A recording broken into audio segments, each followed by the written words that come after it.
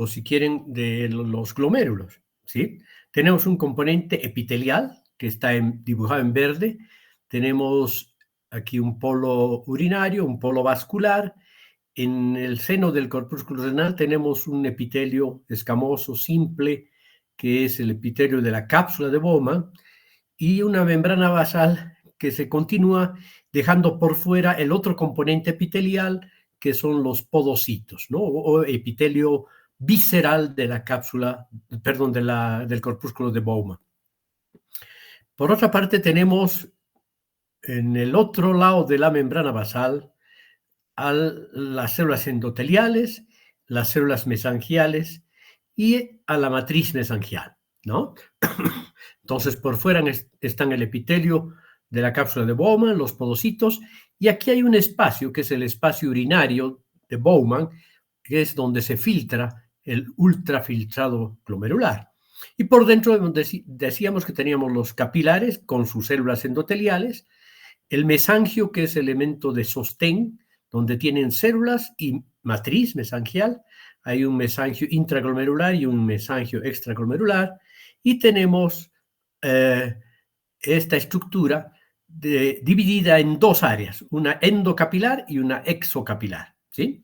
Entonces, en la exocapilar, acuérdense, está el componente epitelial, y en la endocapilar el componente mesangial y endotelial, ¿ok?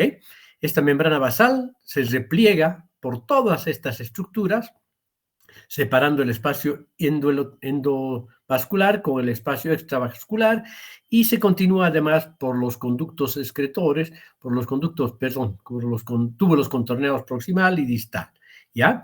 Y por otra parte, también de alguna manera se continúa con el túbulo contorneado distal, o sea que es una membrana basal continua.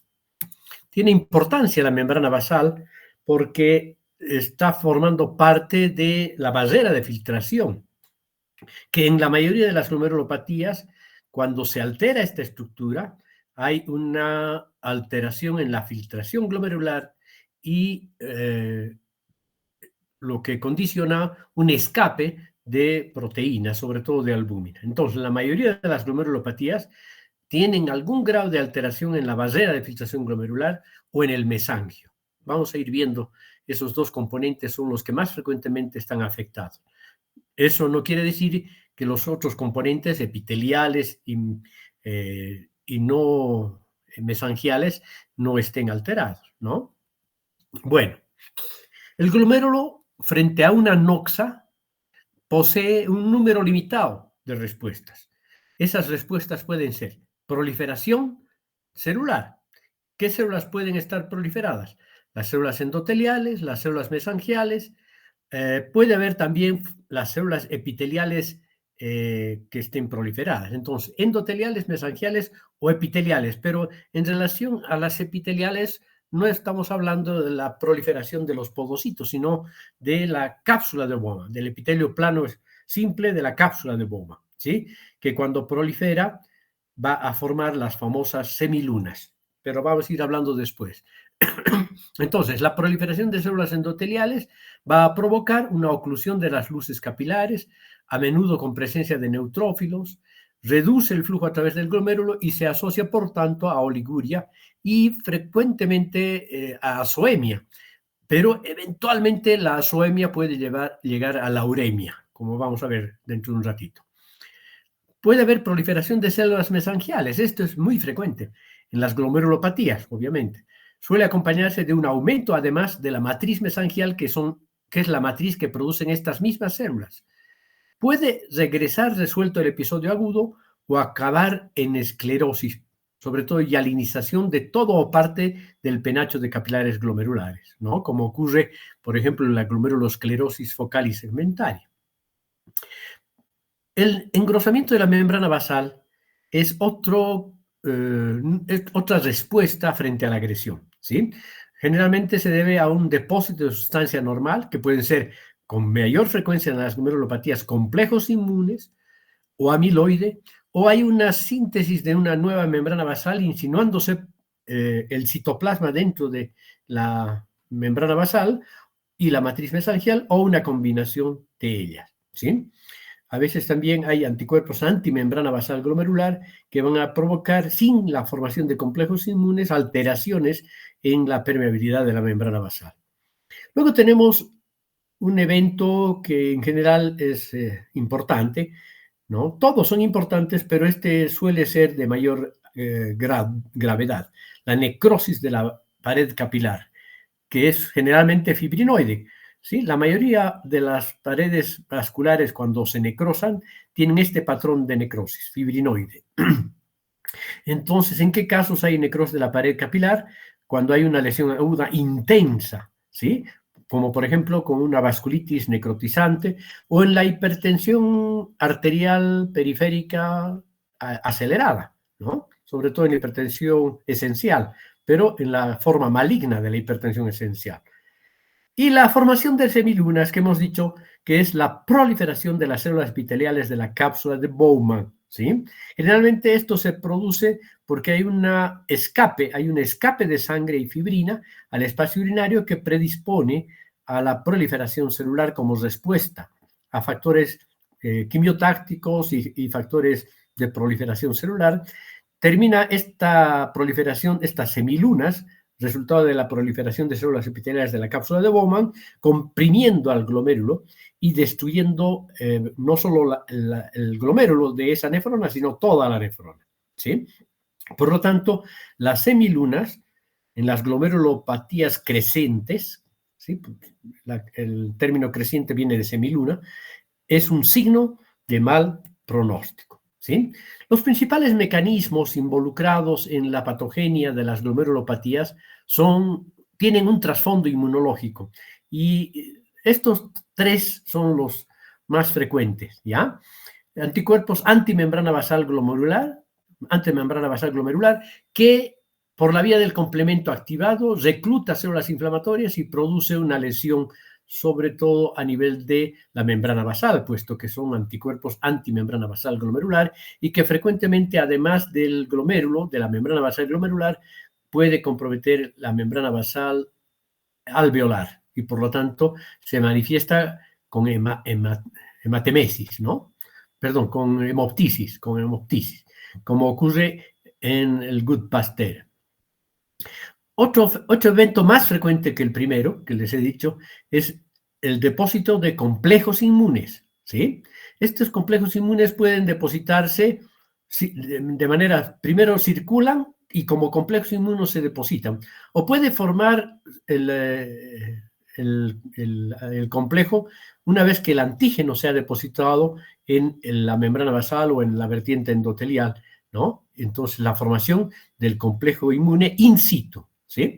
Uno es complejos inmunes circulantes que se depositan en este territorio o antígeno que se deposita y posteriormente se forma el complejo inmune in situ, ¿ya?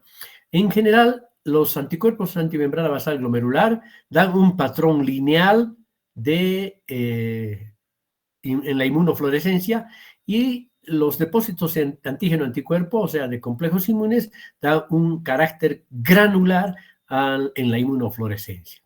Y el otro mecanismo, además de otros procesos que vamos a ver al final, es el de los ANCA, ¿sí?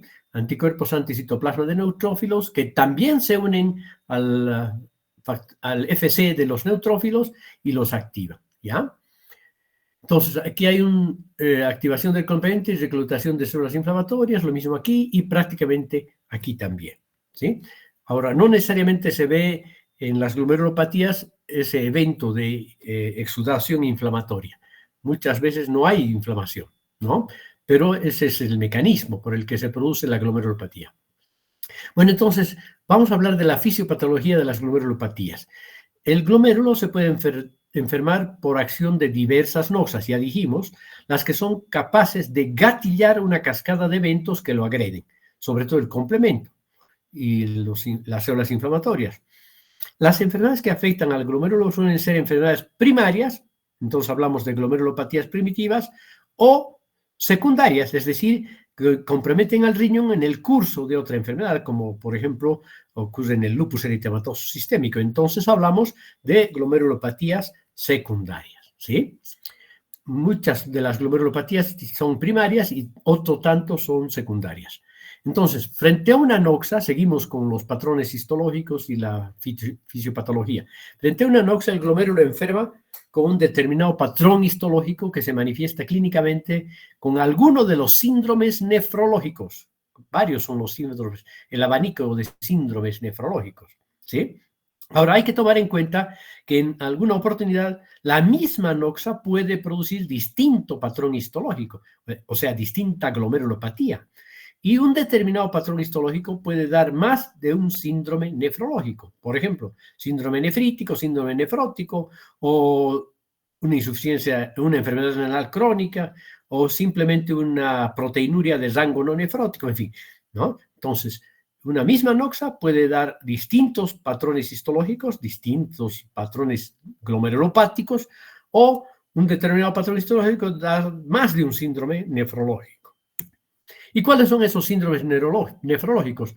Van desde un simple examen de orina alterado, sin una significación clínica muy evidente, hasta una enfermedad renal crónica que tiene rangos diferentes de gravedad, ¿no? Ya en la anterior clase hemos hablado del volumen de filtrado glomerular, determinando el grado de enfermedad renal crónica. Hay también el síndrome hipertensivo, el síndrome nefrítico, el síndrome nefrótico, la insuficiencia renal aguda, la insuficiencia renal rápidamente progresiva y, por último, la enfermedad renal crónica, ¿sí?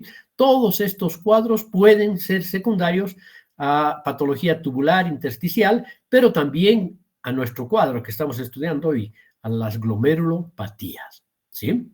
Aunque en general se manifiestan más típicamente ya sea con un síndrome nefrítico o con un síndrome nefrótico, que puede quedarse ahí o puede evolucionar hasta la enfermedad renal crónica, ¿sí?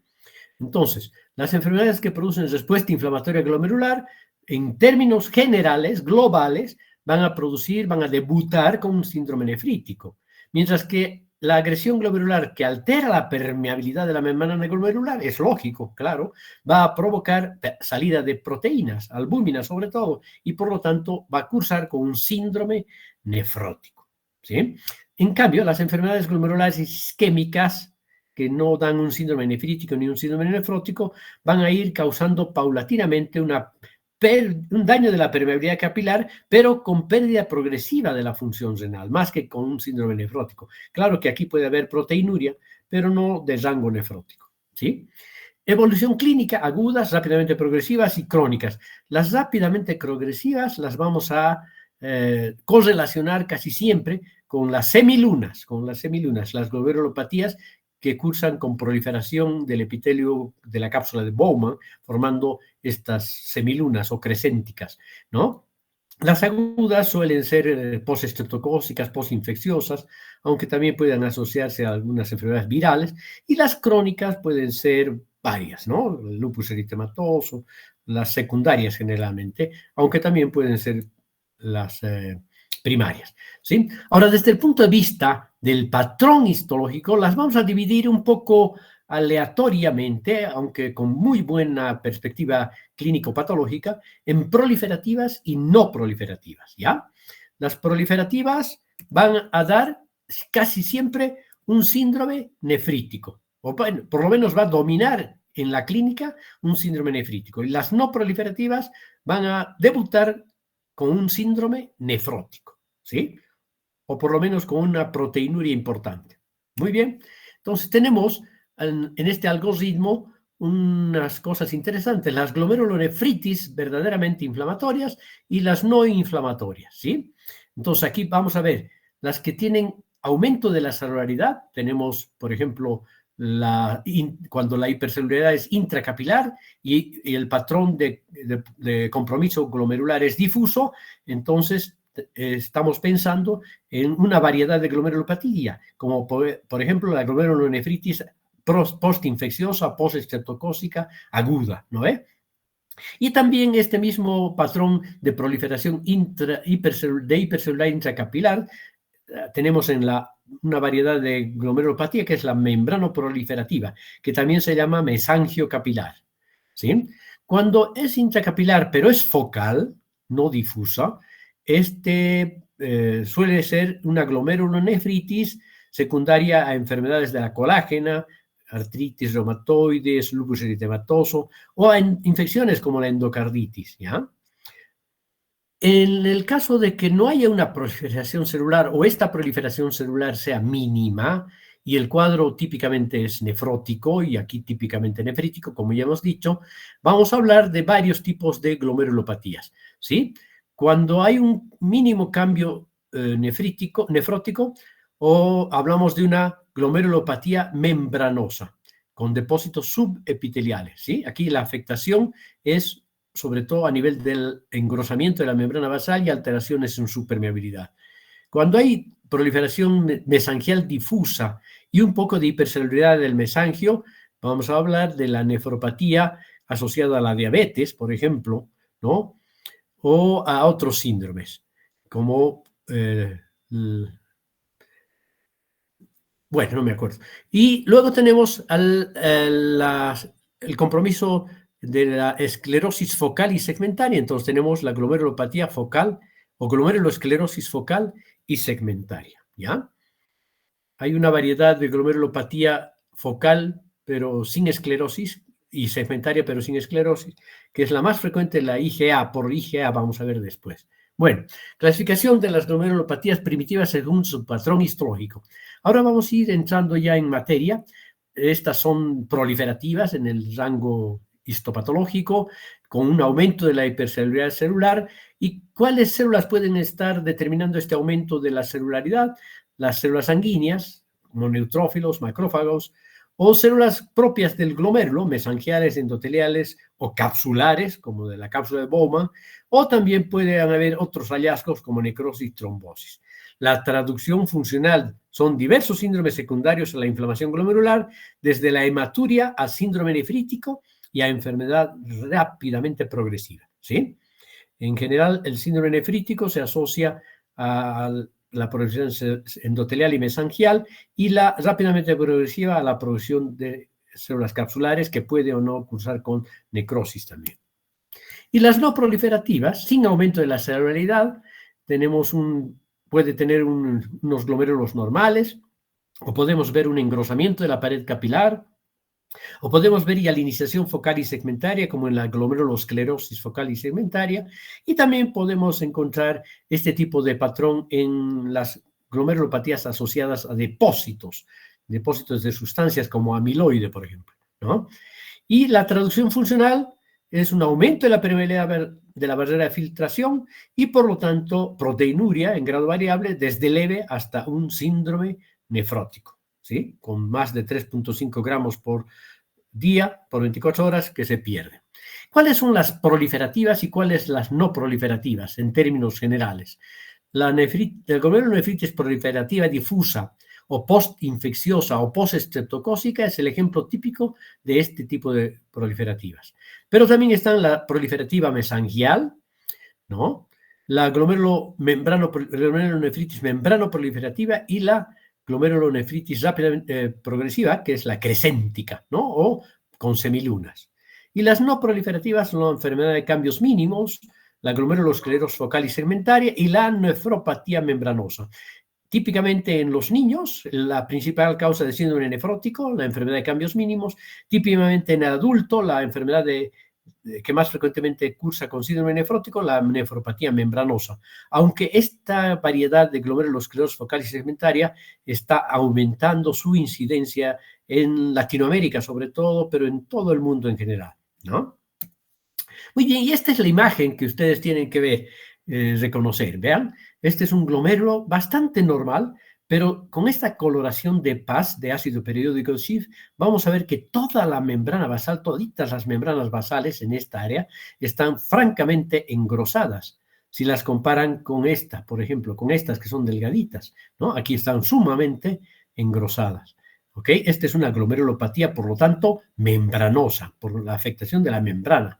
Aquí hay afectación de la membrana, incluso hay doble contorno, ¿no? Parecen rieles de tren, ¿sí? Rieles de tren, las membranas están engrosadas y separadas en dos.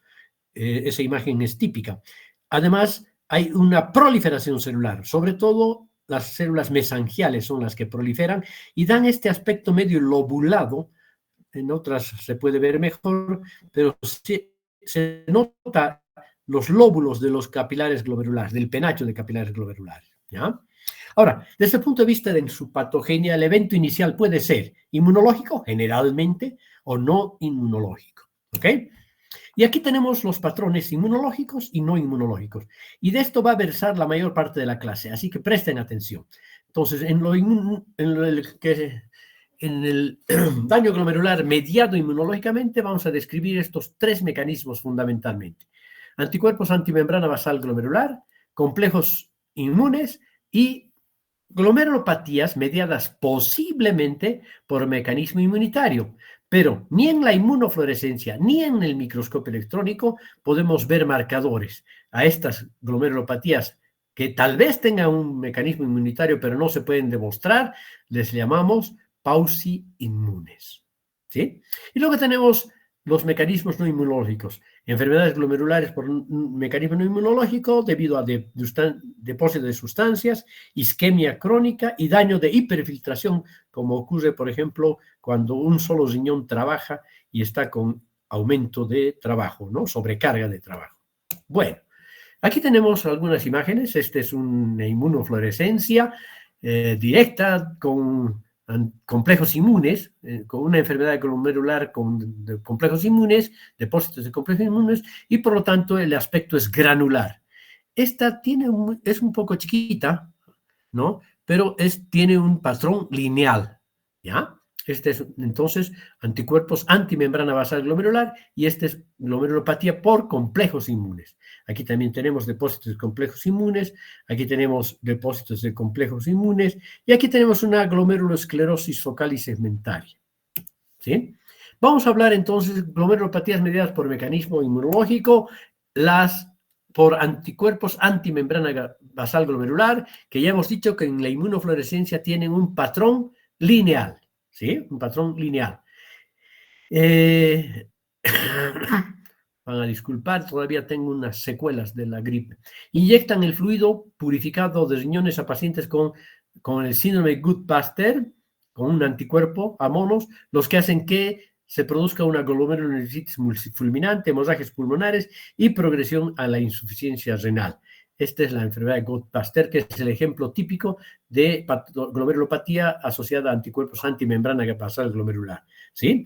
El anticuerpo antimembrana basal glomerular se fija a la membrana basal, activa el complemento y produce un proceso inflamatorio, ¿sí? Migración de leucocitos.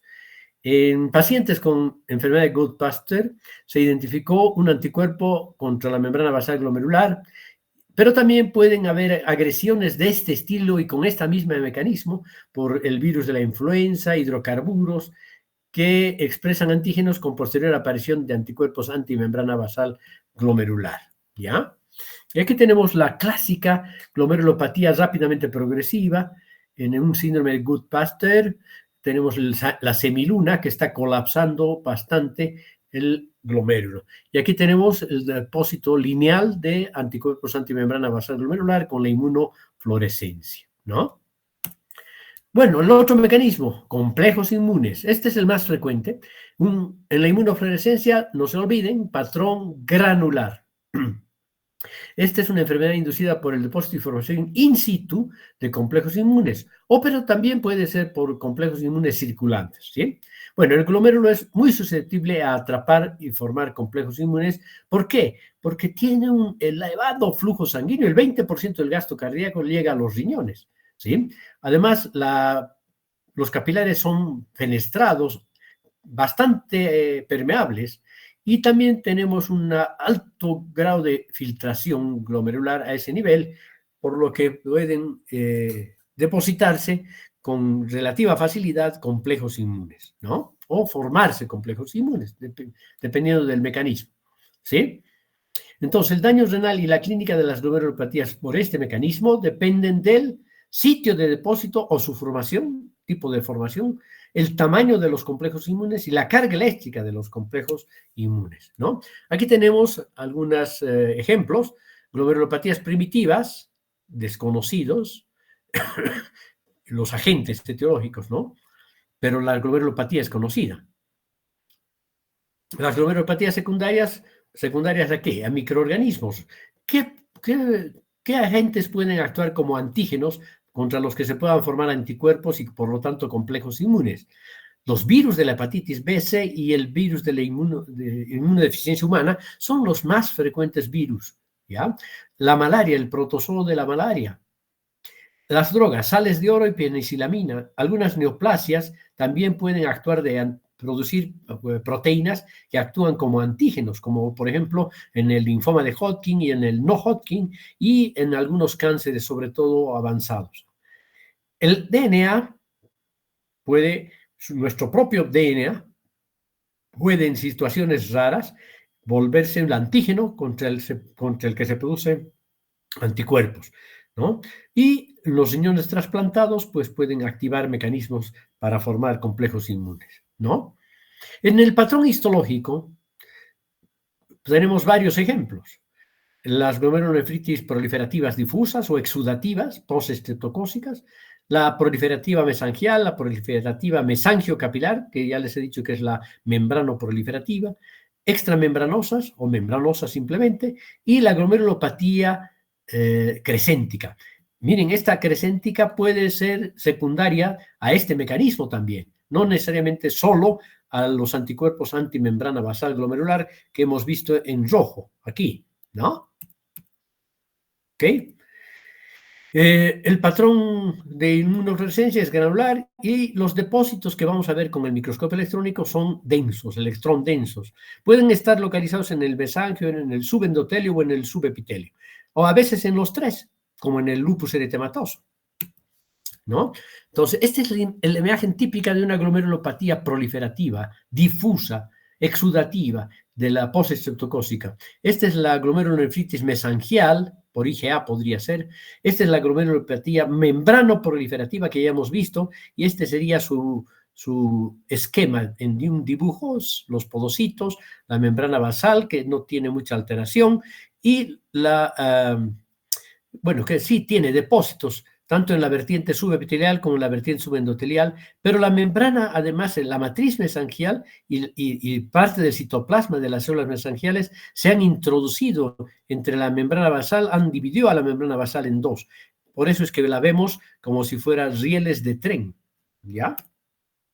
Esta es una clásica membranosa y esta es una crescéntica, solo que aquí la semiluna no es muy semiluna, que se diga, pero está proliferando el epitelio parietal de la cápsula de Bowman. Aquí todavía se puede ver hendidura de filtración, ¿ven? La luz, aquí ya no se ve, ha crecido, aunque no es la semiluna clásica, pero ha crecido y está colapsando estos capilares que todavía están permeables. Pero conforme progresa, miren, ya colapsa de tal modo que las luces capilares prácticamente están desapareciendo.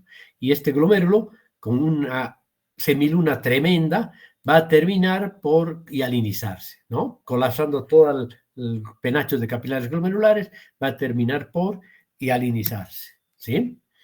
Seguimos con este mecanismo. Dependiendo del sitio, el patrón histológico. Cuando el depósito es subepitelial de estos complejos inmunes, tenemos las glomerulopatías membranosas o extramembranosas, como les decía, ¿no? Si los complejos inmunes del tamaño pequeño o daño a las células epiteliales, pobre acceso a elementos circulantes, pobre respuesta inflamatoria y gran síndrome nefrótico y resolución o fibrosis lentamente progresa, ¿no? Entonces, cuando los depósitos son subepiteliales, los complejos inmunes suelen ser de tamaño pequeño y el daño a células epiteliales es mínimo. Pobre el acceso a elementos circulantes, de elementos circulantes, ¿no? Y pobre respuesta inflamatoria, pero gran síndrome nefrótico. O sea, hay una gran alteración de la permeabilidad de la membrana. Y puede resolverse o evolucionar la glomerulopatía membranosa a lo largo de unos 10, a veces 20 años, a una enfermedad renal crónica. ¿Sí? Esta es la imagen típica, miren qué preciosidad. Ahí está en este aumento que en esta fotomicrografía, probablemente incluida en plástico, no en parafina, que se ve tanto detalle de los complejos inmunes que están depositados y están perforando prácticamente estas membranas basales. ¿no? Y aquí se ve la granularidad de estos complejos inmunes, ¿sí? Es como si tuviéramos arvejitas dentro de la membrana basal. Y en la microscopía electrónica podemos ver los depósitos electrondensos a lo largo de la membrana basal, un poquito en la subepitelial, ¿no? Muy bien. Cuando el depósito es subendotelial o mesangio capilar, o mesangial puro, ¿no? ¿Qué va a pasar? Como ocurre en la glomerulonefritis por IgA y en la membrana proliferativa, ¿no? Va a haber depósitos de complejos inmunes de gran tamaño, ¿sí? O sea, estas de gran tamaño suelen depositarse entonces por debajo del endotelio, las de pequeño tamaño por debajo del epitelio, ¿no? El proceso con daño del endotelio y cercano a la circulación, se activa el complemento, la respuesta inflamatoria es relativamente importante y las características pueden ser síndrome nefrítico o nefrótico impuro, o sea, una mezcla de nefrítico y nefrótico. Hay fagocitosis y proliferación de fibroblastos y está facilitada la curación o cicatrización con fibrosis, porque hay mucha inflamación, ¿no? Esta es la proliferativa difusa. Aquí tenemos algunos complejos inmunes depositados en la vertiente subendotelial, ¿no?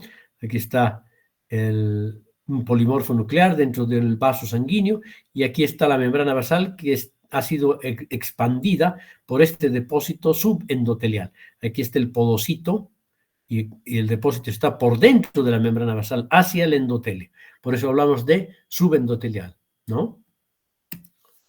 Aquí tenemos también glomerulopatía mesangio segmentaria. Aquí tenemos los depósitos, complejos inmunes, y aquí los depósitos electrondensos, ¿no? Sobre todo en este caso en el mesangio.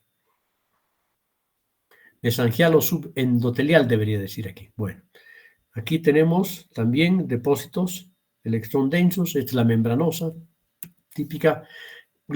Patogenia de las glomerulopatías. Hay 4 mecanismos, decíamos, ¿no? Ya hemos visto el anticuerpos antimembrana basal glomerular, los complejos inmunes, y ahora vamos a hablar de las glomerulopatías mediadas posiblemente por mecanismo inmunitario, pero en la inmunofluorescencia y en el microscopio electrónico no podemos demostrar esos marcadores, ¿no?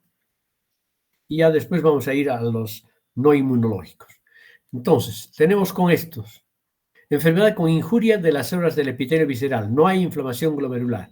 Aquí tenemos 2 tipos de glomerulopatías. La nefrosis lipoídica, que es la glomerulopatía de cambios mínimos, y la glomerulosclerosis focal y segmentaria, que parecen ser parientes una de la otra. Podría la nefrosis lipoídica o de cambios mínimos evolucionar a la glomerulosclerosis focal y segmentaria, porque en ambos hay fusión de los pedicelos de los podocitos, ¿no? También aquí está la glomerulonefritis crescéntica pausimune. En las 3 variedades puede haber entonces glomerulonefritis pausimune, en las 3 mecanismos de daño inmunológico de la membrana, perdón, del glomérulo. ¿Vale? Aquí en este caso hay proliferación de la cápsula de Bowman, ¿no? Aquí tenemos algunas vasculitis, de ejemplo, la enfermedad de Wegener, el síndrome de Churg-Strauss y la poliangitis microscópica. Aquí tenemos una imagen, la glomerulopatía de cambios mínimos, prácticamente en la microscopia óptica, los glomérulos son normales, lo mismo que en los túbulos, aunque en los túbulos podemos ver depósitos de lípidos que no se ven muy bien aquí. Por eso esta enfermedad también se llama nefrosis lipoídica, por el depósito a nivel de los túbulos de lípidos, ¿no? Y aquí tenemos la fusión de los pedicelos de los podocitos, ¿ok? No hay mucho daño. La glomerulosclerosis focal y segmentaria también es este mecanismo, ¿sí? Hay compromiso de parte del glomérulo y de parte del glomérulo y áreas del penacho capilar están normales y otras áreas están comprometidas y con esclerosis, ¿no? Como dice este esquema. Y aquí tenemos la rápidamente progresiva, bueno, esta se repite en las 3 variedades, ¿no? Que puede estar asociada a la proliferación epitelial, ¿no? Muy bien, entonces ya hemos visto los mecanismos vamos a ver que hemos dicho en los tres mecanismos, en los tres complejos anticuerpos antimembrana basal, complejos inmunes, citoquinas y ANCA positivos, van a desencadenar una activación del complemento, primero, ya sea por la vía clásica o por la vía alterna, una activación quimiotáctica para la llegada de los neutrófilos y de los macrófagos, que a su vez van a activarse, van a activar linfocitos T, que van a estimular a estos otros también a seguir activados, sobre todo a los macrófagos, para que produzcan citoquinas, formas activas de oxígeno, ¿no? Peróxido de hidrógeno y otras formas activas de oxígeno, y sustancias vasodilatadoras. Todo esto va a determinar una inflamación y alteraciones de la coagulación que pueden conducir a la curación o a la cicatrización, dependiendo de varios factores, ¿no? Entonces, la cascada del complemento es la que va a activar a través del complejo de ataque de membrana, que es el C566, C7, C8, C9, este es el complejo de ataque de membrana, va a determinar la activación de los macrófagos, neutrófilos, linfocitos T, etcétera, ¿no? Entonces, en la pausa inmune, en la glomerulonefritis pausa inmune, sobre todo asociada a las vasculitis, la causa es desconocida y hay una activación de linfocitos citotóxicos que agreden al glomérulo por sí mismos o a través de los linfocitos T con liberación de linfoquinas, reclutamiento celular, células inflamatorias, neutrófilos y macrófagos, agresión al glomérulo. Entonces, ya sea por este mecanismo o por este más elaborado, hay una agresión al glomérulo, ¿sí? Entonces, este es el ANCA y el daño glomerular. Los ANCA atacan antígenos que se expresan en la superficie de los neutrófilos y monocitos y se produce ruptura del sistema respiratorio.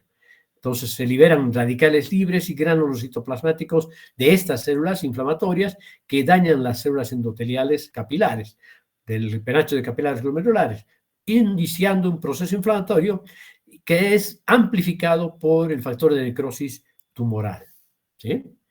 Seguimos con la patogenia de las glomerulopatías mediadas por mecanismo aparentemente no inmunológico, ¿sí? Entonces, tenemos por estos mecanismos depósito de sustancias, isquemia crónica y daño de hiperfiltración, ¿ok? Entonces, las enfermedades por depósito de sustancias extrañas al glomérulo, ¿cuáles son las principales?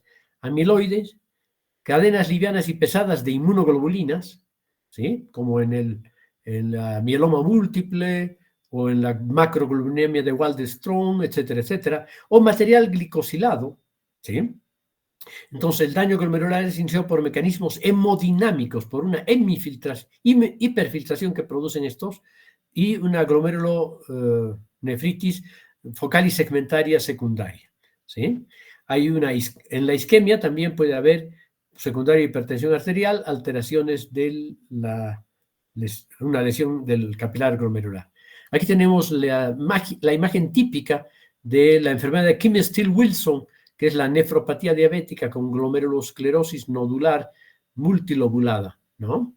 O aquí el depósito de amiloide y aquí la representación con el microscopio electrónico de amiloide depositado en este campo, ¿no?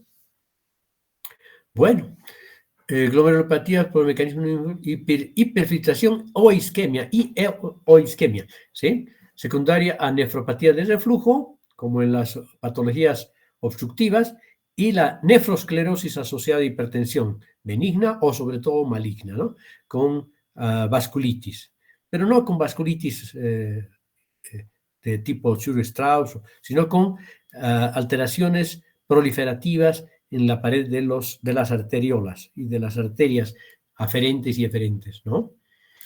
¿Cuáles son los factores de producción? Ya en términos generales, saliéndonos del tema patogénico, el factor que agredió al glomérulo se llama factor de producción. ¿Y cuáles son los factores de progresión que favorecen la evolución de una glomerulopatía? Son otros factores diferentes a los que agredieron inicialmente al glomérulo, pero que continúan actuando independientemente de estos. Son alteraciones fundamentales de tipo hemodinámico, ¿sí? Estos son hiperfiltración glomerular, hipertensión arterial, dieta hiperproteica, proteinuria, hiperlipidemia. O sea que además de ser una manifestación de un síndrome nefrótico, por ejemplo, la proteinuria puede agredir puede favorecer la progresión de las glomerulopatías. Y lo mismo la hiperlipidemia, aunque con interrogación. Bueno, ahora sí, vamos a ver algunos aspectos más importantes de las principales glomerulopatías. Vamos a empezar con la glomerulonefritis proliferativa difusa, aguda. Este es post-estreptocócica, ya hemos dicho, ¿no? Varias veces. O postinfecciosa, porque no es el estreptococa beta hemolítico del grupo A del Lansfield el único que produce, aunque es el más frecuente, ¿no? Entonces, es producida por inmunocomplejos, generalmente tras una infección estreptocócica, sobre todo cepas nefritogénicas. El síndrome clínico que frecuentemente acompaña es síndrome nefrítico. El síndrome clínico, quería decir, es el que acompaña es el síndrome nefrítico. Hay histológicamente una proliferación endotelial, mesangial y además reclutamiento de neutrófilos, o sea, es una proliferativa difusa y generalizada, ¿ya? La mayoría de los casos se recuperan, sobre todo en niños, pero una pequeña parte pueden progresar a una glomerulopatía rápidamente progresiva e incluso a insuficiencia renal, a enfermedad renal crónica o desarrollar lentamente una enfermedad renal crónica tras una aparente recuperación, ¿no? Esto es más frecuente que ocurra cuando la glomerulopatía postestreptocócica ocurre en jóvenes o en adultos, no tanto en niños, ¿sí? La membranosa, glomerulopatía membranosa, se observa sobre todo en adultos y es causa frecuente de síndrome nefrótico. Les decía, era la causa más frecuente, probablemente sigue siendo en algunos territorios, pero está siendo un poco competida con la glomerulosclerosis focal y segmentaria. Se debe a la formación de inmunocomplejos en el glomérulo. Es una enfermedad mediada por inmunocomplejos, ¿sí? Histológicamente, la membrana basal está engrosada y es anormalmente permeable. Produce enfermedad renal crónica en el 50% de los casos, pero lentamente progresiva en general, ¿ya? Y el síndrome nefrótico, ya hemos dicho, ¿no? El 80-90% de estas glomerulopatías membranosas son de causa desconocida, pero el 10-20% secundarias a antígenos anormales circulantes, como ocurre en el lupus eritematoso sistémico, en el artritis reumatoide, en Sjögren, etc. La membranoproliferativa, la glomerulopatía membranoproliferativa, principalmente en adolescentes, puede producir hematuria, síndrome nefrótico o síndrome mixto, nefrítico-nefrótico, ¿sí? Hay una proliferación mesangial y además engrosamiento de la membrana basal glomerular. El complemento sérico está bajo, o sea que hay consumo de complemento, ¿sí?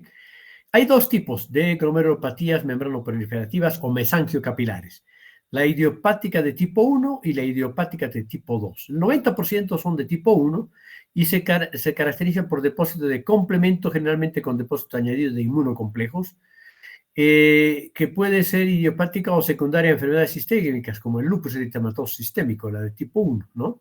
La de tipo 2, activación primaria del complemento en los glomérulos sin inmunocomplejos, también conocida como enfermedad de depósitos densos. Las membranas basales se ven muy gruesas, porque se insinúa el citoplasma incluso de las células mesangiales dentro de esta membrana. Esta última, sobre todo, puede progresar en enfermedad renal crónica a lo largo de muchos años, y una característica interesante a observar es que tiende a recidivar en los riñones trasplantados. Esta misma glomerulopatía membranoproliferativa puede reactivarse o puede representarse en riñones trasplantados, ¿ya? Luego tenemos la glomerulonefritis proliferativa segmentaria y focal, enfermedad por IgA. No estoy diciendo glomerulosclerosis, por favor. Glomerulonefritis proliferativa segmentaria y focal, enfermedad por inmunoglobulina A, producida por varias enfermedades diferentes. Algunos segmentos de pocos glomérulos presentan proliferación celular, sobre todo mesangial, ¿no? Son necesarios el microscopio electrónico y la inmunohistoquímica para distinguirlas. Producen clínicamente hematuria y proteinuria persistente o síndrome nefrítico, más llamativo el nefrítico que el nefrótico. Cuando hay proteinuria suele ser de rango no nefrótico. Esta enfermedad mesangial de tipo A es el tipo primario más frecuente en la población general y produce insuficiencia renal progresiva a lo largo de muchos años, ¿ya? Además de los tipos primarios, hay tipos secundarios e enfermedades sistémicas, como en la endocarditis infecciosa, otro tipo de procesos infecciosos, las vasculitis, las enfermedades de la colágena, la enfermedad de cambios mínimos. Hemos dicho, principal causa de síndrome nefrótico infantil, sobre todo menores de 6 años, nada anormal en el microscopio óptico. Con la microscopia electrónica podemos ver la fusión de los pedicelos de los podocitos, o sea, de las prolongaciones terciarias de los podocitos. Hay pérdida de las cargas polianiónicas y de ahí el aumento de la permeabilidad, ausencia de inmunocomplejos depósitos, no es una enfermedad en la que se pueda comprobar la presencia de estos inmunocomplejos ni anticuerpos antimembrana basal glomerular. Otra característica que ya les he mencionado, la acumulación de lípidos en el túbulo, en las células de los túbulos contorneados, ¿sí? Hay una espectacular respuesta a los esteroides en los niños, en los adultos un poco menos. Se ha propuesto como causa anticuerpos no fijadores de complemento frente a antígenos de la membrana celular del epitelio glomerular. Aquí está, este es una vista con el microscopio de barrido desde el espacio urinario de Bowman, y aquí vemos el podocito, su prolongación primaria, secundaria y terciaria, sus pedicelos, ahí están, ¿no? Entrecruzados, como interdigitados. Aquí se ve mejor, tal vez. Y aquí se ve el podocito, pero miren, ya no se ve sino un rudimento de las prolongaciones que se están fusionando o han perdido sus pedicelos, ¿no? Se pierden o se fusionan, y esto va a causar un aumento significativo de la permeabilidad glomerular. Luego tenemos la glomerulosclerosis focal y segmentaria, que es así como se ve, ¿no? Frecuente causa de proteinuria persistente y síndrome nefrótico, sobre todo en Latinoamérica. 10% en infancia, 20% en adultos. Se va a caracterizar por una hialinización focal de los glomérulos por aumento de la matriz mesangial. Hay depósitos de IgM y C3 granulares en la inmunofluorescencia. Es idiopática en niños, en adultos, secundaria a otras enfermedades, como puede ser secundaria al VIH, ¿no? Tiene mal pronóstico porque progresión indolente, lentamente hacia la enfermedad renal crónica por la hialinización de los glomérulos con pérdida de las nefronas, paulatina pérdida de las nefronas. Muy bien, esa es nuestra clase de glomerulopatías, ¿ya? Está bien, doctor. Dejamos de presentar y nos despedimos, ¿no? Qué lástima que solo han entrado 12 individuos. Pero bueno, los que quieren aprender entran, ¿no ve? Ok, saludos a todos ustedes. Raiza, qué milagro has entrado, está bien, me gusta. Muy bien, muy bien. Hasta el próximo miércoles, que vamos a hablar de cáncer renal y probablemente patología túbulo-intersticial más, ¿ya? Nos vemos el miércoles. Hasta el miércoles. Gracias, doctor. Muchas gracias. Chao, chao.